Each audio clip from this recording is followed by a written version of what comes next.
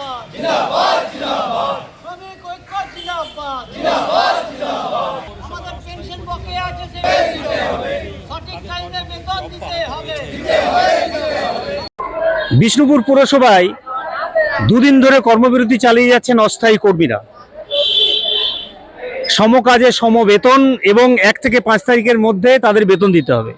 ইতিমধ্যেই যারা আন্দোলন করছেন, কর্মবিরতি করছেন অস্থায়ী কর্মীরা, তাদের যেটা বক্তব্য, তাদের প্রায় 2 মাসের বেতন বাকি রয়েছে, তাদের পেট চলছে না। আর তাই তারা আজকে দাবি নিয়ে, সঠিক সময়ে বেতন দেওয়ার দাবি নিয়ে আন্দোলন শুরু করেছেন গত 2 দিন ধরে।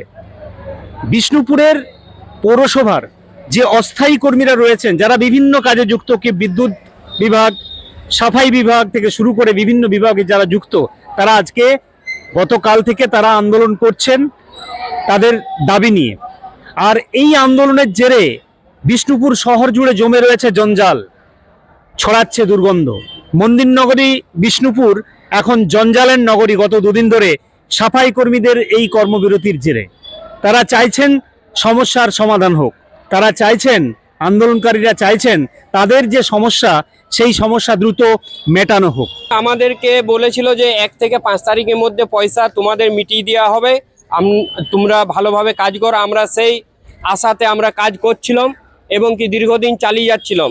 তো এই এখন দেখা যাচ্ছে যে আমাদের তো কোনো নামই করছে না যে আমরা যে কাজ করছি, আমরা কোথায় আছি, কিভাবে চলছে আমাদের সংসার। তিনি তো বাইরে বেরিয়ে বেড়াচ্ছেন, অথচ আমাদের খোঁজ নিচ্ছেন না। আচ্ছা, আমরা চাইছি যে আমাদের যে এমএলএ ম্যাডাম আছে, তা সে আসুক, আমাদের সঙ্গে বসুক, দিয়ে একটা পরামর্শ হোক যে আমরা কিভাবে কি চলবো। যদি দিদি বলে, আমাদের দিদির উপর ভরসা আছে, যদি দিদি বলে যে হ্যাঁ আমি গ্যারেন্টি নিচ্ছি তোরা কাজ শুরু কর, আমরা ওই দিদির কথা রেখে আমরা এই কাজ শুরু করব।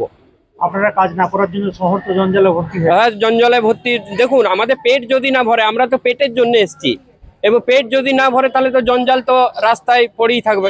কতদিনের বেতন পাননি আপনারা? আমরা প্রায় ধরুন 2 মাস চলছে।